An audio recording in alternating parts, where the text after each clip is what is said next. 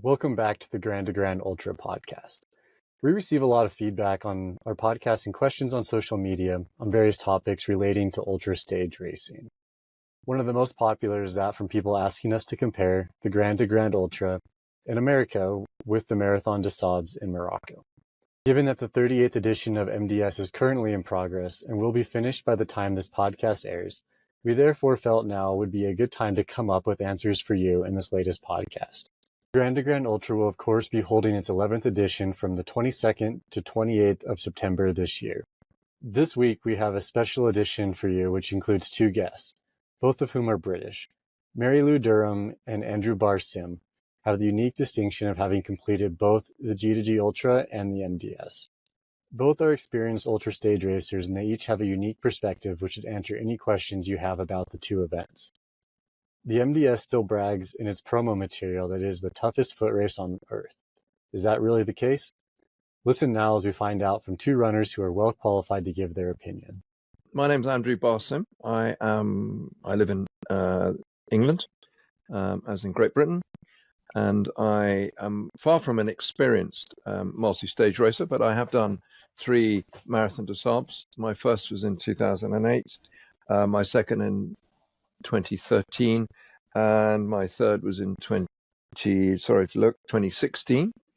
After that, I've done the Far and Ice in Iceland, and then obviously reached what I consider at age 64 to be the peak, which was the G2G, which I did in end of September of last year. So yeah, I would get the Grey Hair Award, and obviously I'm very chuffed to have won the first place in the 60 to 69-year-old category, of which I was the only person in the category, but hey, you got to win something. So yeah, I'm from England, and I joined quite a few Brits out on the trip as well, which was fun. Yeah, it's good to be talking to you this morning, and MDS is going on at the moment, and it's a very popular event for a lot of reasons, but we definitely want to talk about like your experiences there at the race and also kind of compare and contrast that to G2G because they can both be great events, and you having done both, it's going to be interesting to talk about the two events together. Yeah. Thank you. Well, I have to say, I'm not just saying it for the G2G, but I have to say it is a unique event, and I absolutely loved it. Like all things, you look back on it, and the mind edits out the very worst bits, as it were. But the Marathon des Sables is such a well-known race. It was the Blue Ribbon race, and so on and so forth. But I think over the last few years, it's got bigger and bigger and bigger. So my first, if you just compare and contrast to the MDS, to the G2G, I think we started with 50 people. There was a 40% dropout, so we finished with 31. Now compare that to the Marathon des Sables, which I think now is at sort of 1,500 people. So it becomes a massive logistical exercise, but it is done in the middle of the desert. So that in a way limits what you can do in some ways. So, but the terrain, they have one day in the dunes, the terrain, apart from going up sides of hills and jebbles, is pretty much the same. You do, of course, because you're in the desert, get some, amazing views, particularly when you're up high in a jebel and you're looking down these vast, great valleys. But I would then compare that to the G2G, for which the scenery was just incredible each day. I felt there was something utterly new. So you, as we know, you start off looking into the Grand Canyon itself. Some lovely photographs staring over the edge, I have to say, which went down very well on my Instagram. But then, we went from looking at the Grand Canyon through to down into dead river valleys that seemed to go on with amazing white stones and the odd bit of glacial sort of water kept running through, right up the side of what felt like very steep mountains. I love the fact that because there's only 50 of us, I could literally go for 2 or 3 hours without anybody around me. And I absolutely love that. I mean, that's part of not just a digital detox, but a mental detox. It was an amazing feeling. I thought it was also, you had to keep your wits about you a little because you had to follow the markers. I mean, it was pretty hard to get lost, although I think I might have succeeded once or twice. You know, and then you'd come down a sudden valley and you'd suddenly see the checkpoint at the top, and you'd run up to that as well.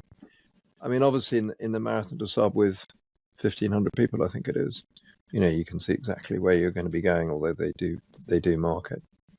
So, you know, there is a massive contrast between the two. But the most the biggest difference that will always stand out is just the scenery, the terrain, the high desert. I mean, bearing in mind, we started, I think, at 5,000 feet. Britain's highest mountain is 3,500 feet. So there, you know, you start there. We dropped down to 2, and I think we came up to 6,000 by the time we were finished, or maybe a little bit higher. And all of that just provides a, you know, incredibly unique race. It is incredibly unique, and that's one of the words I would really use often. Yeah, definitely. I would definitely say it's unique, and the terrain variety and the social variety, everything that's going on at Grand to Grand is definitely a unique experience for a lot of people. Even for people that live here locally, it's unique. But let's jump into more of like kind of the social aspect of the event. Like something that we like to talk about a lot here at Grand to Grand is just like the digital detox and just getting away from work and all these like life stressors that we all have, and just communicating with people there in your immediate surroundings. And I think that's very much amplified by being in these places in the middle of nowhere, essentially, where even if you did have a cell phone, you don't have any connection. Like 90% of the time when I'm out there working, I don't have a connection to anything unless I put up Starlink or something. So let's talk about that aspect of it and why you enjoyed that. I think I love that hugely. I mean, no one of the 51 of us bothered to turn on the phone. We knew that it was a digital detox, and it's a sort of wonderful selling point. And I don't think we could get a signal. I mean, I don't remember anybody in our tent really trying very hard, because we'd all acknowledged that, you know, we weren't there to keep in touch with emails and family and whatever else. And at the end of, you know, the 6-7 days you've been out, and even by the time you came back to Kanab, you know, at best, I felt that most people were just sort of sending a WhatsApp or a text message to say, yes, I'm alive, I'm fine, you know, full stop, carry on, you know. We did, though, which was quite nice, we did get emails, you know, from friends and family that were delivered into the tent, I think, most nights. And yeah, that was nice, I suppose. And that's obviously what you get on the Marathon des Sables as well. So it wasn't like one was completely without a detox. I would probably quite have liked to be even without those emails, but there you go. That's for the organisers to think about. So yeah, it's one of those unique occasions that I think appeals to many. It would be incredibly sad if it was lost, which it won't be, because that's one of the unique selling points for the Grand to Grand. I gather now on the MDS, you know, not that they encourage phones, but you are able to pick up signals and all that sort of thing. And that, I think, will certainly detract immensely from the event itself. But then there, you know, the scenery aside, you're looking at two completely different concepts of stage racing. You know, one is a mass market, down to the supermarket, into Walmart, you know, pile it high, sell it cheap.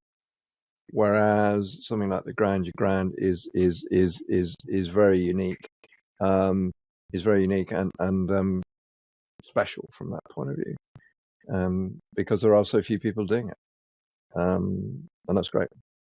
Yeah, let's talk about the participant numbers a bit, because it's like you were saying, there's like 1,500 people that run MDS. It's been around for a long time. They've marketed it as like this big, kind of almost like a big social event, where Grand to Grand is almost like the complete opposite. And by design, is marketed as like a smaller event, so you can have more, not personal time, but more one-on-one time, or maybe one-on-two time, or one-on-six time with your tent mates type of event. Let's talk about that and like the differences between the two events in that regard. Yes, I mean, both events, you are obviously in tents of somewhere between 7 and 10. And,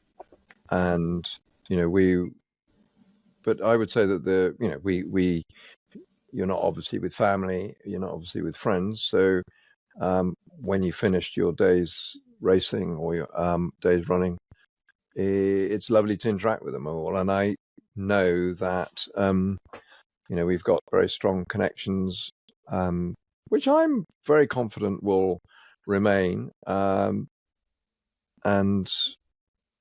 you meet people from completely different walks of life, from different countries, obviously. And even if it's from your own country, they have different jobs and work and family and all that sort of thing.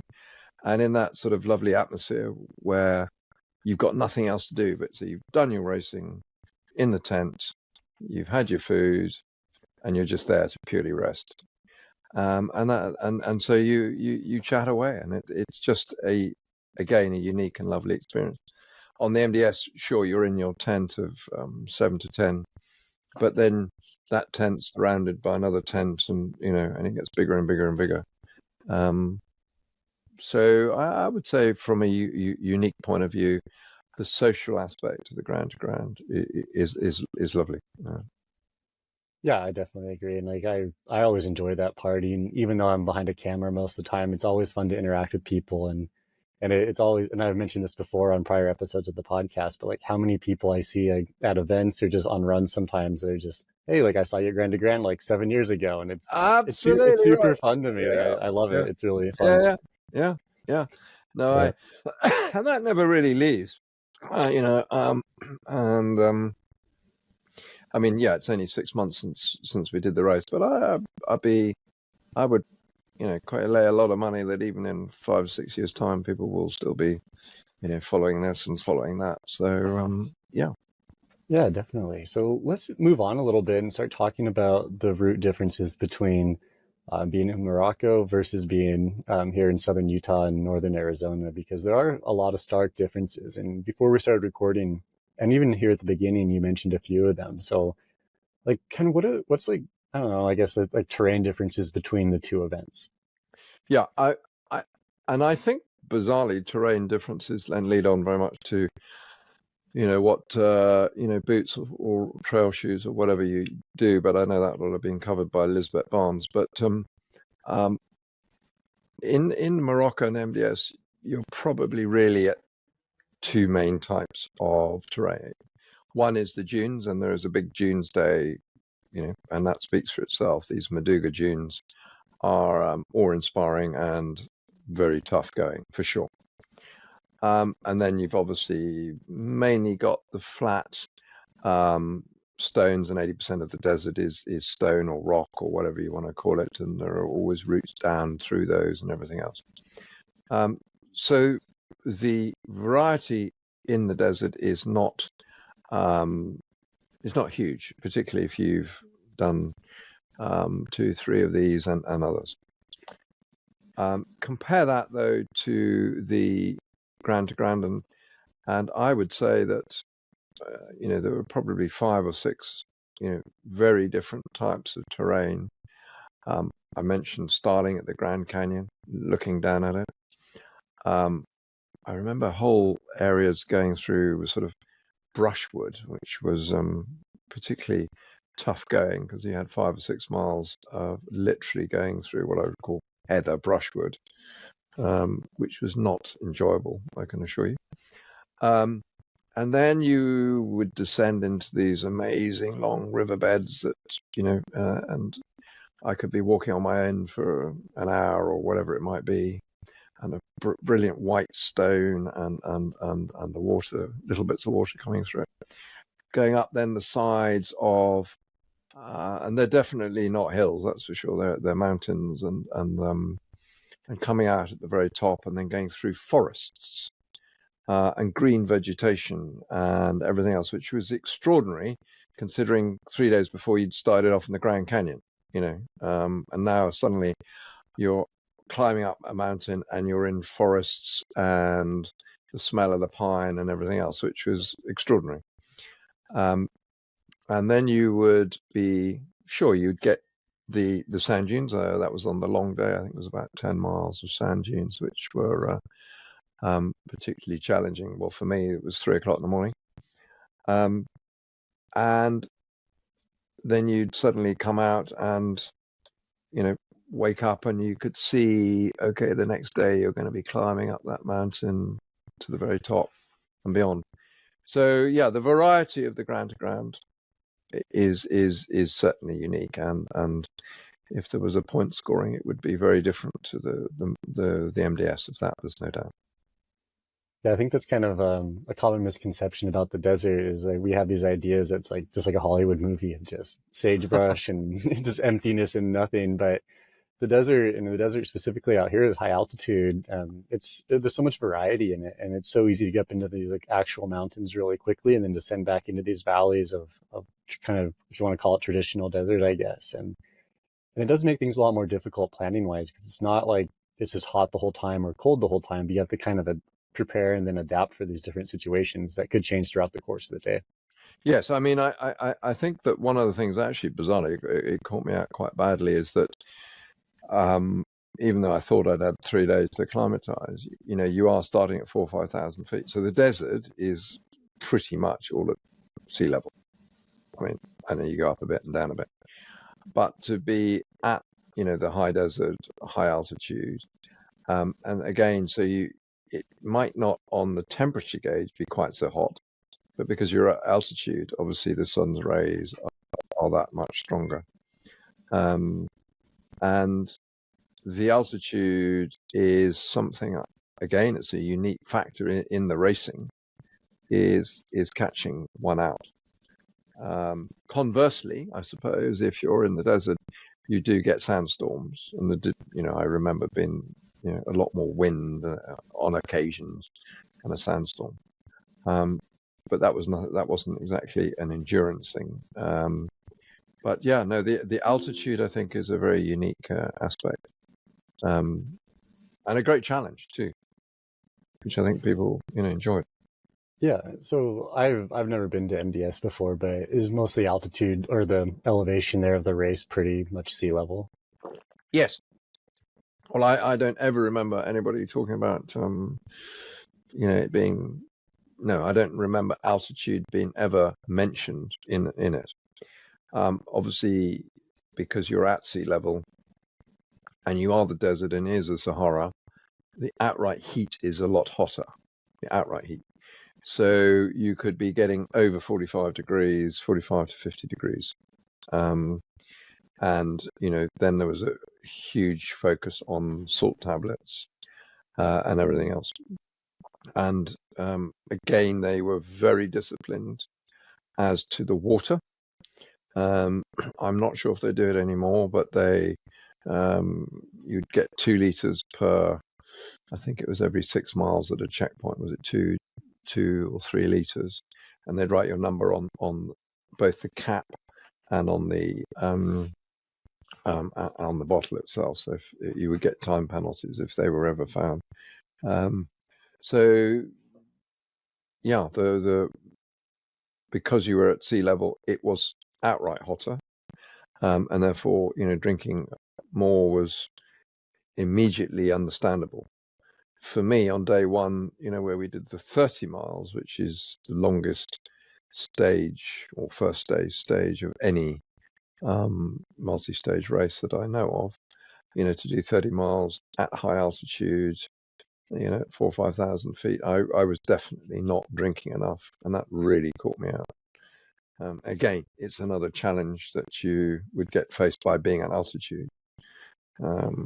And despite being told it several times, you sort of get into your zone and you slightly forget, if you know what I mean. But you're coming to checkpoints in the Marathon des Sables, and like the Grand to Grand, there's a doctor there at each, or and they are trying to make sure you have enough salt tablets, and you issued more salt tablets at each one.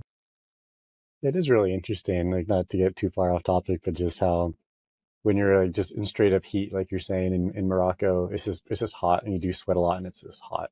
But when you're at altitude, it could not be maybe temperature wise as warm, but you're still losing just as much water because, like you're saying, the sun rays are so much more intense at altitude and it's dry here and everything. Yes, and I think it catches a lot of people out. I'm sure it does. Yeah, it's just, again, it's two unique differences between the two races. Yeah, let's talk about more about some of the other difficulty differences between the two events, because they're obviously hard in their own ways, but like with the elevation and then like the terrain differences, let's kind of discuss that a little bit more.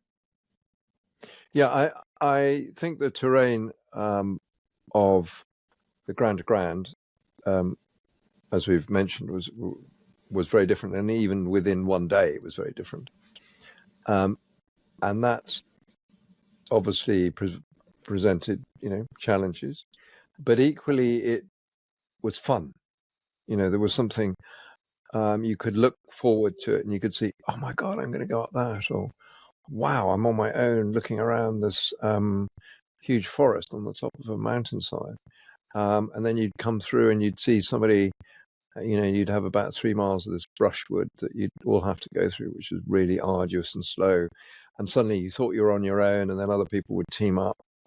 And that was lovely. So on the one hand, the terrain was much more challenging, but yet it was much more enjoyable because you think, oh my God, what comes next? Whereas I, rightly or wrongly, remember in the MDSU, the terrain was sort of pretty much the same. And not that made it any less necessarily of a challenge because you had the outright heat, but that apart from going up the odd jebel, the desert of Morocco is quite, all one way. So, and of course, if you've got 1,500 people, as the MDS now has, you need to be able to sort of almost have, I'm going to call them motorways of, that everybody can get down, and you've got helicopters coming in to check where everybody is. So there is a certain limitation as to, you can't go off piste, for instance. So you've got to channel all of the participants down, sort of one route, as it were. Yeah, but on the Grand to Grand, you're sort of, I'm going to say free to roam. You obviously can't roam, but I mean, you really have to have a lot of your wits about you, even when you're very, very tired, because you're on your own, or you can be on your own. And you're thinking, Christ, where am I going next? Did I miss that? Little red flag. Oh my God, I did. Do I go back? No, I don't. No, you can't mean going up that hill. Oh, yes, he does mean going up that hill, or whatever else it is. And when there's only 50 of you, you can't afford to make those errors. Whereas if you're in the desert, there's pretty decent tram lines down which you can go, and you can see the competitors, and you can see the tent miles ahead. So yeah, it is different. It definitely sounds like there could be some big mental challenges there, or at least a lot of differences in mental challenges anyways. Oh yeah, I think for me, there's no doubt that the mental challenges of the Grand to Grand certainly exerted me more than the Marathon des Sables. But that's my take on it, my perspective on it. I don't think you'd find it that different from many others. But at the end of the day, you probably at the end of the MDS, you're more, you're just probably just as exhausted or tired or happy to have made it or whatever you want. But whether there's the outright satisfaction there, I'm not totally sure. But that's me coming off the Grand to Grand last year and being biased towards it. Yeah, considering all that, I wonder if that's why there's a difference in the DNF rates between the two events, where MDS has a higher finish rate and Grand to Grand has a little higher of a DNF rate. Like, I wonder if kind of the challenges there, both mentally and physically, tie into that, or maybe it's because people are used to running MDS where it's a little more like maybe easier to plan for versus Grand to Grand. Like, I don't know. I'm just kind of thinking out loud here.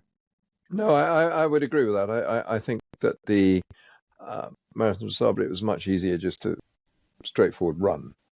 I mean, your percentage you're running was way higher, but and therefore the DNF or the dropout rate was I think it's about 10% of the MDS. As I mentioned on the Grand to Grand, in October or September, it was 40%, which is very, very high. I think it's too high, actually, to be honest. But that reflects, I think, that people probably not knowing too much about the Grand to Grand and the distinct differences in its terrain and how all that's going to be thrown at you over 6 days.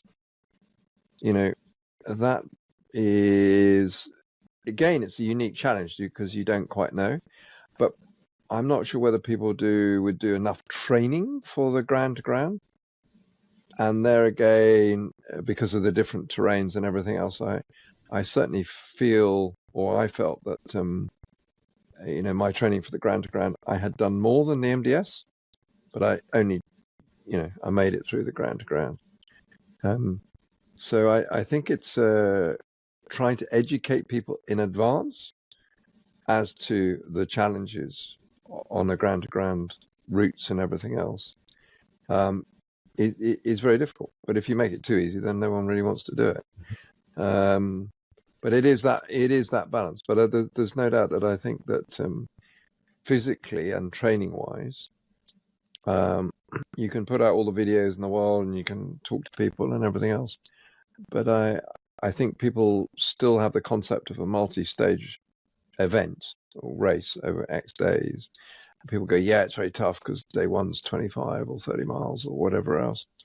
But that's probably not quite enough because people think, oh, well, I'll run that or I'll feel tired or I'll get in. Yeah, and then somebody says, the next day you've got to do 50 miles. And people go, wow, 50 miles, oh my God. But their mental training can probably cope with that. And it can't cope with the fact that then you're putting them into what you could describe a very alien environment from where we all come. Certainly in Britain or parts of Europe, you don't get that levels of elevation. You don't get to run in sand dunes. You don't get to run across riverbeds. You do get obviously some mountains that you can go up and down with, but most of the time it's raining in Europe, so you don't get much time to train in the heat. So the preparation, I think, for the Grand to Grand is one of those things I would really tell people. You have to think much more about the preparation for the event, and I think that is a big difference to the MDS. You have to get much more physically and mentally prepared for the Grand to Grand than you do the MDS. Yeah, considering all those differences when it comes to terrain, training, and the variety and elevation and everything, how does that affect the gear differences or your gear choice between MDS and Grand to Grand? The only one thing, I mean, the food's the same, the sleeping bag's the same, the bag's the same, poles are the same, and this and that. The only difference is your shoes. And I always used to run the MDS in my, what was it, Brooks Ghost running shoes, and you can get away with that without any problem. But for me, on the Grand to Grand, thank God I switched to, proper trail shoes with a much thicker and harder sole, and much more support. And therefore, I had already said, look, this is a very long way. It's a big race. You see some of the videos where you're going up sides of hills. I said, this is not something I am going to be able to run. So I'd said to myself, look, if I can run 20%, I've probably done pretty well. Yes, you can run downhill, you can run some on flats, but really, one's feet to cover everything from going up sides of mountains, through forest, brushwood, down old riverbeds. You need really strong support on your feet, and the trail shoes was the one aspect that I was delighted that I did switch to. I made a massive difference, and I didn't get any blisters. That's the key. No blisters. That's good to hear. It always seems like blisters are kind of the name of the game out here. Yeah. I mean, they are, and in on the marathon to start, even if people. Well, I got blisters on the marathon to start for sure because of the heat and this, that, and the next thing. And on the MDS, there's this vast tent called Doc Trotter's where actually everybody queues up, and that's where you can have a fun chat with people on the MDS actually when you're sitting waiting to go in, and then you go in and you put your feet up, and there are sort of doctors and nurses out from somewhere in France who repair your feet. But equally, on the ground, there was the medics tent, and you were able to, get your feet stitched up if you needed it. Rightly, there was an attempt to try and make people do it themselves because, that adds to the sort of self-support of the whole thing. So the one thing that was my big difference between the two. Okay. Yeah, that definitely makes a lot of sense. Like just the variety in the terrain and everything, it definitely makes sense. So as we kind of wrap up here, let's talk about your overall experience at Grand to Grand briefly, maybe just for a couple of minutes of I guess kind of the highlight of it for you. I think that I will look back on the Grand to Grand, I think, with 2 or 3 key memories. I think one, it's an overused word probably in my chat with you, but is unique. Just the vast variety and difference of scenery was astonishing. I've said before, from the peering out over the Grand Canyon to start with, through these amazing riverbeds, up the sides of the mountains, requiring a bit of rope every now and again. I haven't mentioned it, but I can't believe I've forgotten. Through the slot canyons, these extraordinary slot canyons that go back probably millennia,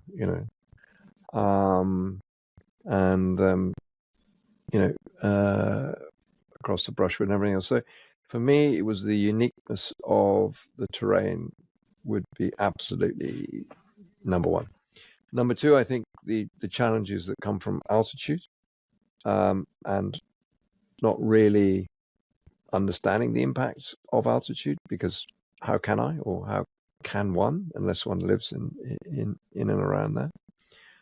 And number three, I think the camaraderie in all of the tents and evenings was absolutely lovely. When you're only 50 and after 3 days you're down to 30 or whatever, you do get quite a unique bond of those that actually then do manage to finish.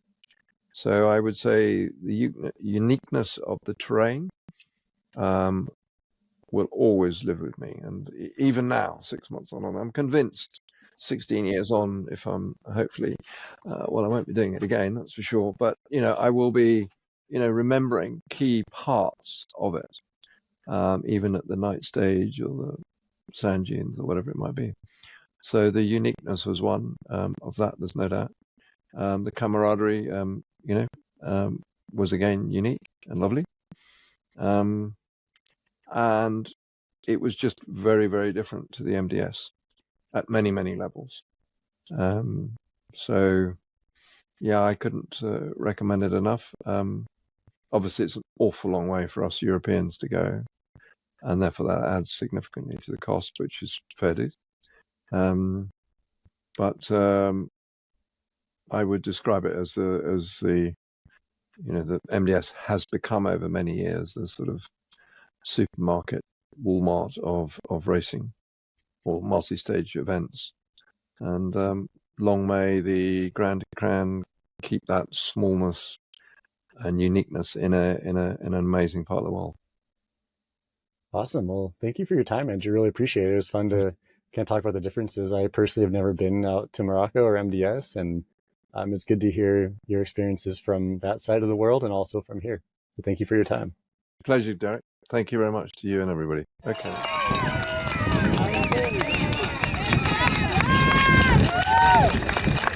Hi, I'm Mary Lou. I'm from the UK and I run a restaurant, and I've done G2G last year and I did the MDS a couple of years ago. Nice. Well, thanks for coming on the show. It's good to catch up again. Good to be here. Yeah. So today, like you mentioned, we're going to talk about MDS and G2G. They're both unique events and they're different in their own ways. And kind of want to talk about your experiences doing those. I also spoke with Andrew, who ran last year at G2G and MDS. I forgot exactly which year he ran it, but like he had great experiences at both events, and they're just different beasts in their own ways. So we definitely just want to talk about that today. Totally different, yeah. I mean, I did MDS was my first ultra marathon. I did it for a big birthday. I'm not going to say which, you can guess.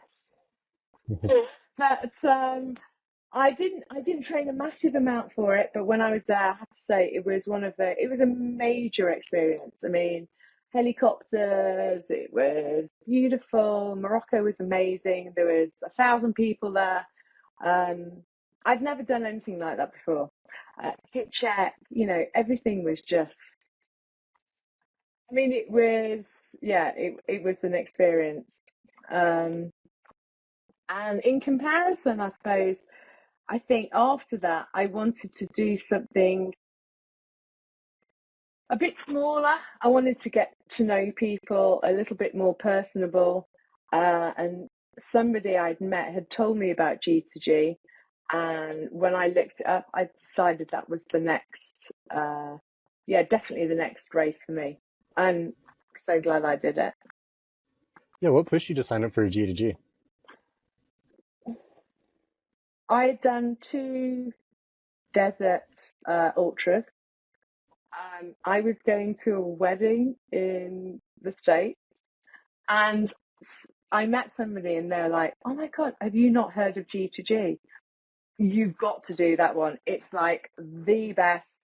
Scenery is amazing." And I was like, "I've not even heard of it." And I looked it up and I thought, that was amazing. Perfect time of year. It was in September when I was going to the States anyway, so I could cut my carbon footprint a bit by racing. And I just thought, oh, that's perfect.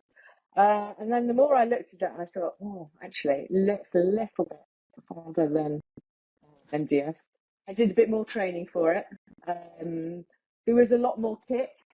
So I just went for it. And it was glad I did. Yeah, definitely later on I want to talk about the difficulty and also the gear requirements and stuff that you just mentioned. But before we jump into that, let's talk a little bit about the social aspects of the event. Like Colin, the race director at G2G, really likes to have like a small, intimate race where people can communicate with each other and basically like detox from the outside world, where it seems like at MDS, and this isn't necessarily a bad thing, but it's more of like we had a lot of media buzz and press, and they're just kind of different events, right? Mm-hmm. I mean, I think on my first instance, I was sent the Zoom link so you could get in touch with the race directors, and there was a little buzz around it already. There was a WhatsApp group so you could get in touch with fellow G2Gers, which was great. The difference with MDS is, I think you just turned up at the airport and suddenly you're just thrown into this big group of people, and which was lovely, but it was quite corporate. You get to know your tent buddies and things, which is really good. But G2G on the flip side was a lot more personable. In fact, we all met up in London 2 weeks ago for drinks together. So we've all kept in touch, and it's easier to get to know 50, 60 people than it is 1,000 people. So you really feel the difference. By, I think, 2 nights in G2G, you knew everybody's name and you knew where they came from, and if you'd ran with them in the day, you knew all about them. So that was the difference there. Yeah, it's a really fun aspect of the event, and I mentioned this before on like prior episodes, but just the fact that you're out in the middle of nowhere, and like even if like you were allowed to use cell phones according to the rules, like you still wouldn't be able to do anything because there's not really a lot of cell connection out Oh there. So it's no, kind of great that yeah, you're forced to, it sounds bad to say it this way, but like forced to speak to people, but it's awesome because like you well, create that's so many great lovely. friendships and bonds. Yeah. Absolutely, sitting around and talking about your experiences. You're in this little bubble, I think. And at the end of the night, you cheer your fellow runners on when they come in, and then you sit down and go, "Yeah, that was really hard today." And did you see that bit? And it was amazing, and it was just so beautiful like that. Whereas I think I was quite shocked with MDS. I just always saw pictures of MDS with people running in the desert on their own, and I thought, "Oh wow, how tranquil that'll be, and it'd be amazing." But actually, in real life, you're always in close proximity with another runner. I don't think I ever felt like I was alone.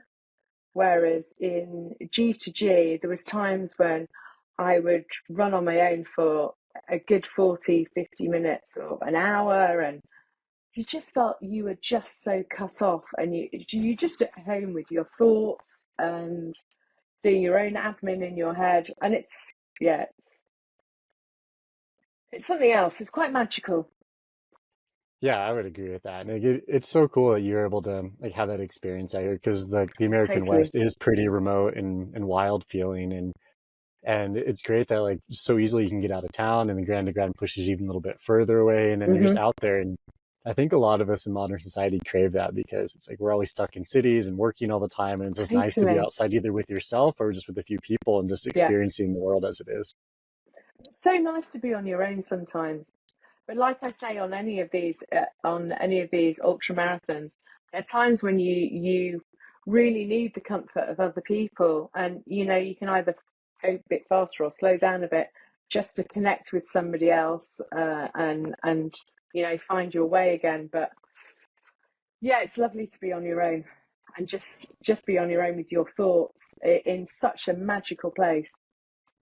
Yeah, and just thinking of being out there like in the desert on your own and kind of the differences between the two events is I personally have never been to Morocco, and although I want to go really bad to both run and ride my bike there, but it seems like the terrain differences are pretty dramatic. Whereas like Morocco is basically around sea level if I'm right here, and then at Grand to Grand you start at moderate elevation and you climb higher throughout the Yeah, course of the definitely. week. So let's talk a little bit about that.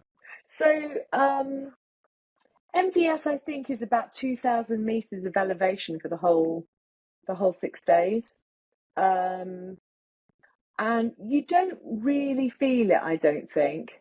However, G2G, the first day, I think we went up to 2,000 meters maybe on the first day. I'm pretty sure there was a bit of altitude, because us Brits really felt it, and I felt it in my chest straight away. It was quite tough to run, but it was, it was challenging.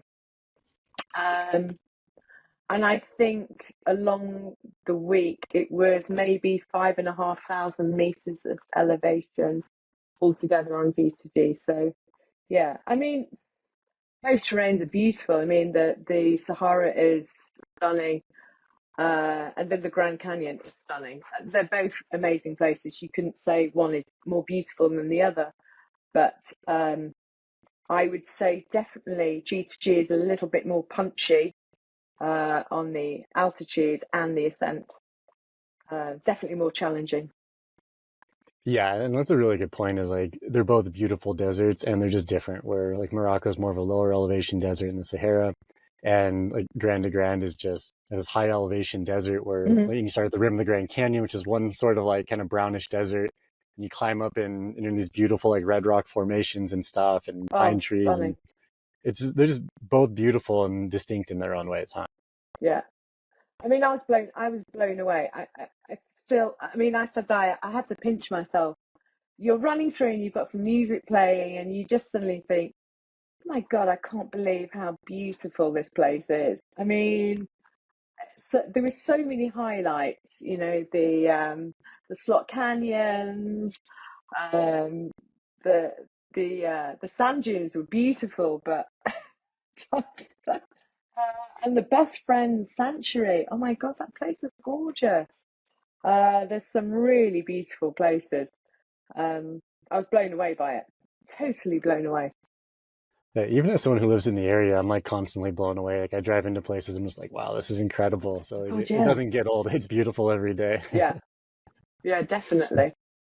Yeah, so I guess kind of thinking about like one, like the scenery is amazing, but like how much harder does it feel to run Grand to Grand versus MDS, just considering the elevation, the altitude, and those sort of factors? Well, it's an extra 25k for a start. Um, the long day I think is exactly the same, 86k, I believe. But bloody hell, was it relentless with G2G. And I think it's down to the shrubbery. The terrain is so hostile. I mean, it wasn't nice little paths. You're running cross country. I like grazes on my legs, and I was like another bloody bush. But it was quite tough. But yeah, I really remember the first couple of days being quite hard on my chest. Literally, that my breathing was a bit hampered by it. But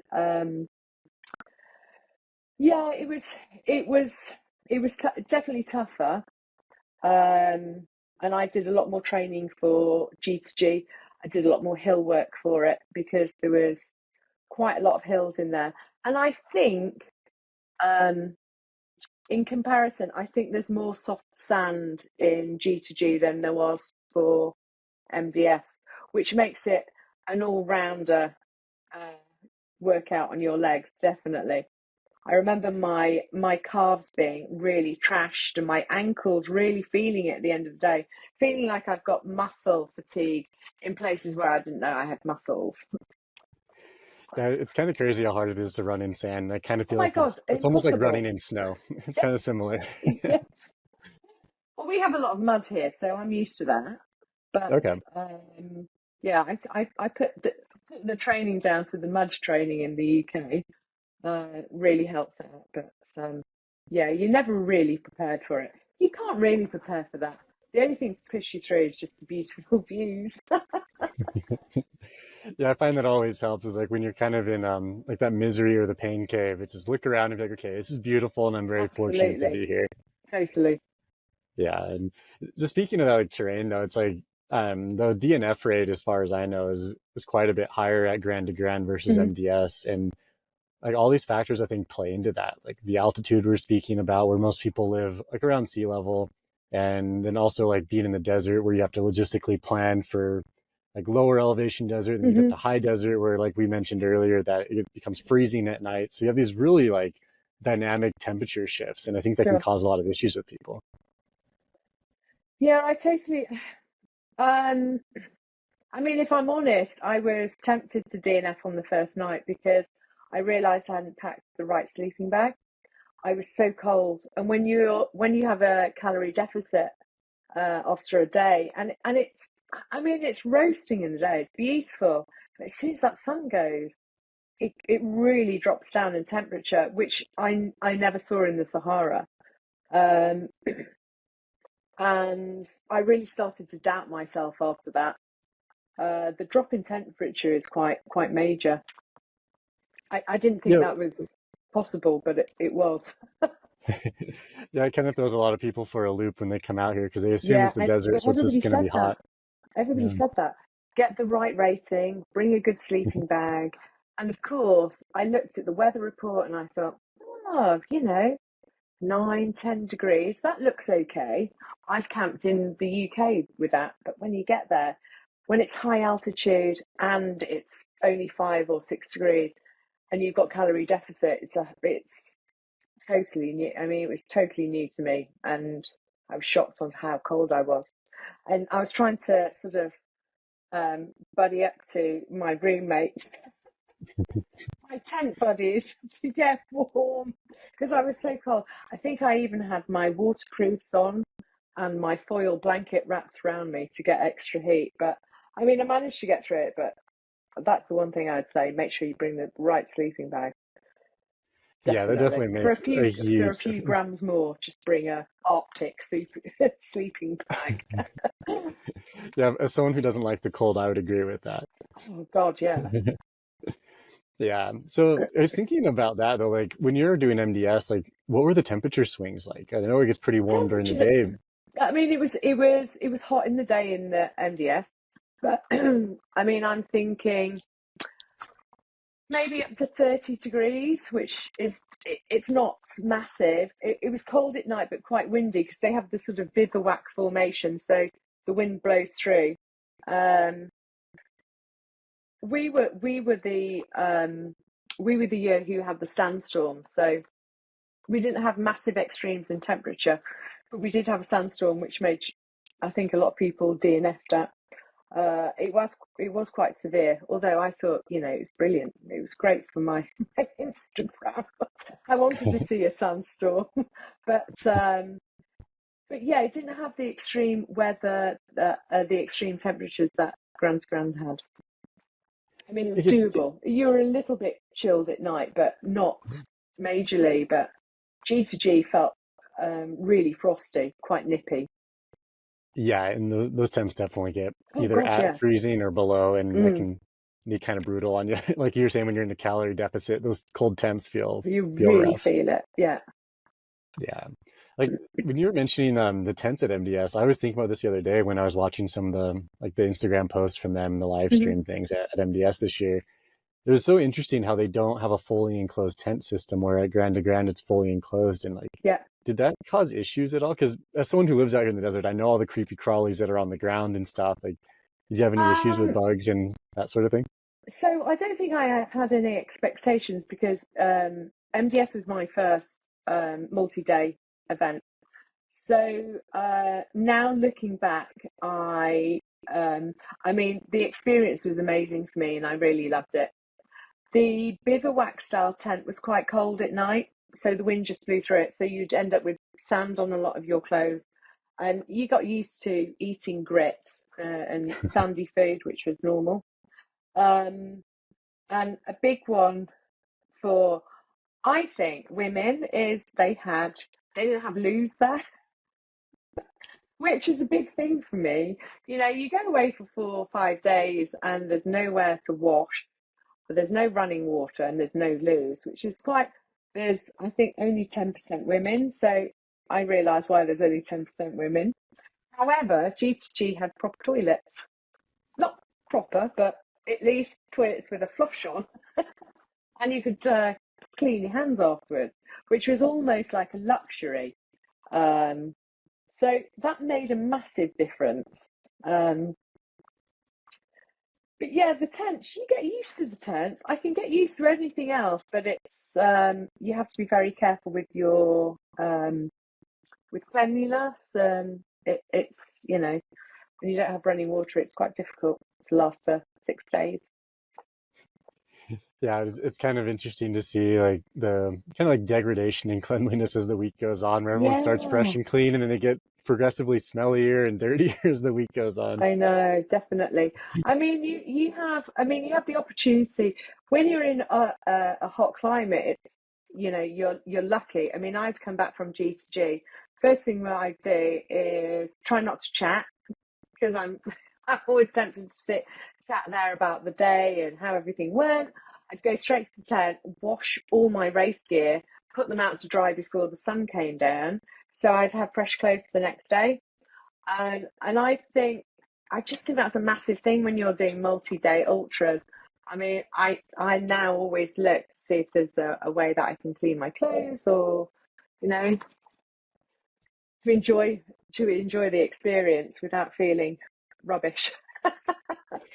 Yeah, and just like that one's really interesting because I think a lot of people that haven't ran a multi-day event or done anything multi-day, just even backpacking or something, Oh they don't God, really yeah, realize like how dirty your clothes get, and it's a combination of like your sweat and then the grime and then the terrain outside. And absolutely. if you don't take care of that on day 1, day 2, and 3, then by day 4, 5, and 6, you're just kind of in misery because you're so chafed Oh, and just feel absolutely. disgusted. And I've realised that now after doing a multi-day event in a cold climate. It's just doesn't work for me because getting into a tent at night with wet clothes and you're dirty, it's just not, it's just, yeah, I'm not Bear Grylls. I just can't do it. Just realised it's not for me. I'm a bit more of a fair weather. And although it was cold at G2G in the evening, you had chance to wash all your clothes and have a good wash before. So it was actually, you could get through it okay.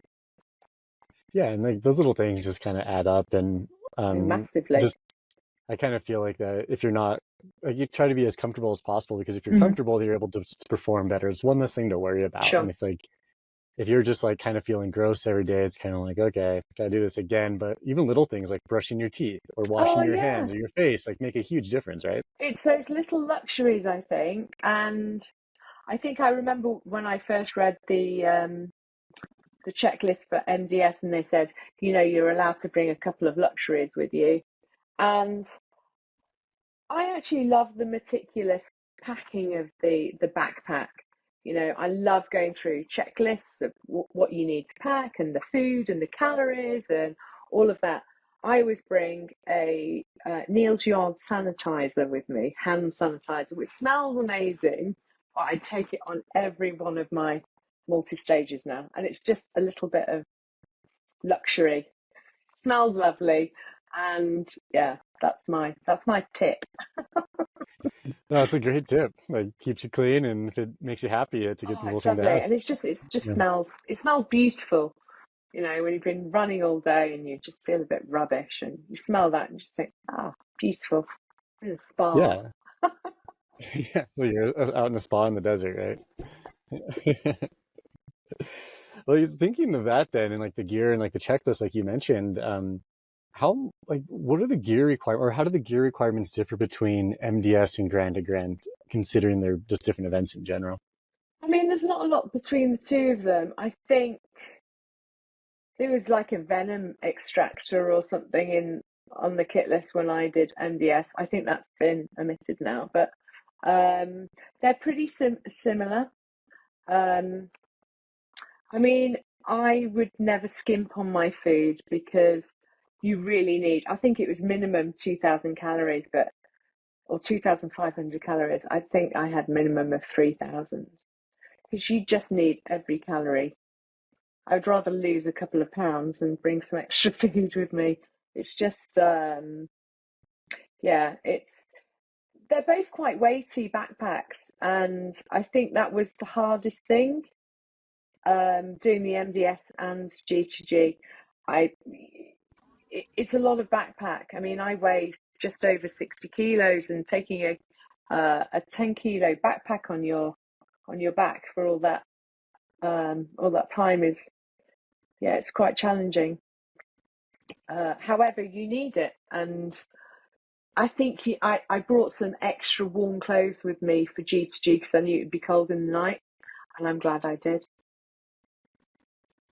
Yeah, so this is kind of, I don't know, talk about the warmth factor, because like obviously it's warm during the day and you see photos at G2G and it just looks hot. Oh, it's roasting.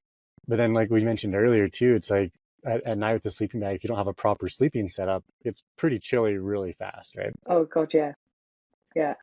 And I think that's, if you're injured or you're tired, that'll finish you. It really will, because you only need a bit of negativity to talk yourself into a DNF. Yeah, 10 minutes, I would say. There's always 10 minutes on a run where I'm out and I'm just like, oh, come on, Mary Lou. Why don't you just give it up? It's been raining for the last 24 hours. Just sit down, you can have a nice hot drink, finish it. But I would say just put a bit of music on, have something nice to eat, and just get through that 10 minutes, and then suddenly you'll feel better again. Yeah. But if you haven't got the right backpack, the right equipment with you, it's very easy to talk yourself into a DNF. Yeah, which backpack did you choose, and why did you choose that one? I think I had the Raid Lights 25 litre, yeah. And because I was such a rookie, before when I did MDS, I Googled the most popular backpack and it came up as that. So I ordered it. And I used it and it was good. It was comfy. I don't use it in this country because it rains all the time and it's just not very good. But the raid light was brilliant. I used it for another multi-day ultra in Namib and as well with G2G, and it lost me 3 good races. One of the zips went, but I think Timpson's fixed it for me. But apart from that, it's really good. Oh, it's good to hear. And then It's all sleeping about bag the kit, wise, isn't it? It's all about the kit.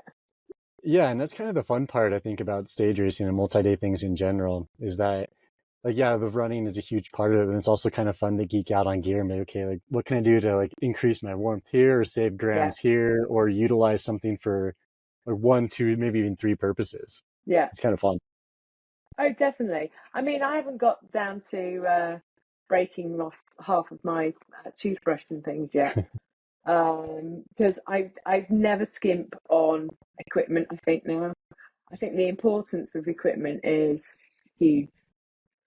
And if it's going to be an extra few grams, yeah, I'd rather lose a few grams of weight before the race.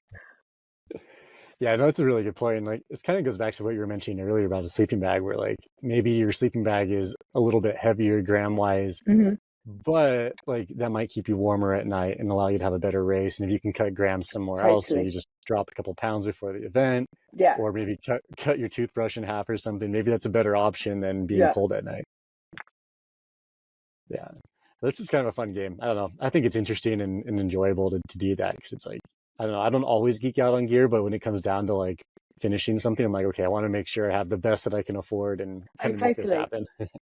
And you know what will happen? You know exactly when you get into camp, everybody talks about kit because you're in this bubble and it's like talking about races, we talk about kit and where did you get that from and where did you do that? You know, that's the talk around camp about what's good, what's not, and what works.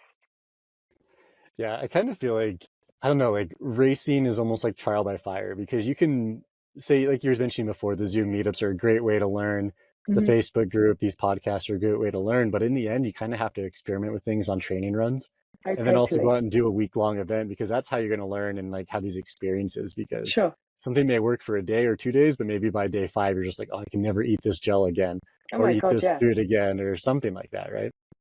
I mean, you see so many people and they come on their first multi-day and, you know, I know what works for me now. But the first time I turned up and I think I had 1,000 calories for breakfast, 1,000 calories in the dinner, and you try and eat that porridge with bananas in for 1,000 calories. I mean, literally, it's like wallpaper paste by the end of it, and it's so hard to stomach in the morning. I eat noodles now, which works really well. Noodles, pork crackling, and shortcake. For breakfast. Interesting. It's just really fun. It's not salty. They're easy to eat, and you know, and they're light as well. Yeah, the expedition foods and all of those, they're quite heavy. It's great for one meal, but yeah, I don't think I'd be able to stomach those for breakfast again. But these are all things you have to try everything beforehand. You have to try your backpack. You have to try the food. You know, there's no point ordering spaghetti bolognese for 5 days because you think you like it at home, and then you have it on a multi-day, and you know, looking forward to it all day, and then you have to eat it again. It's like, oh bloody hell. Yeah, just like you're saying, you need to eat those calories because if you're not, like, you're just not going to have a good experience. I've got to eat them, and it's just like, oh. I've definitely been in those situations before, and it's not fun when you see everyone else enjoying their meals, and here you are just kind of struggling to eat. Definitely. Cool. Mary Lou, as we kind of wrap up, let's talk about the overall experiences you had at MDS and Grand to Grand. Like, what was it like running MDS, and then what was it like running Grand to Grand? So MDS was my first. So it was such a major experience for me. It really started my love for multi-stage ultras. It was the furthest I've ever run before. The Sahara was beautiful, and I met lots of people who I'm still in touch with now. Since then, I've done a lot of races, but as you know, I did the G2G last year, which I don't know. The experience was amazing as well, but it was a little bit more personable because of, I suppose, the amount of people. The digital detox was good. The place was magical. It was tougher. It was definitely tougher. I remember on the last day saying, wow, that made the NDS look like a park run. Because it was damn tough. But when I flew back after Vegas, I remember feeling a little bit bereft, and it was just like something was missing because of the build up, and the experience I had there was just, mind blowing. And I've told so many people about it since. I mean, I don't know how many times I've got my Instagram out and said, "Oh, you should do this race. It's amazing."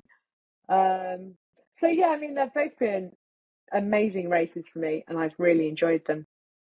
Both stunning scenery. But yeah, if I was going to choose the one, I know it's a bit biased, I'm going to say G2G. Both of them were really good.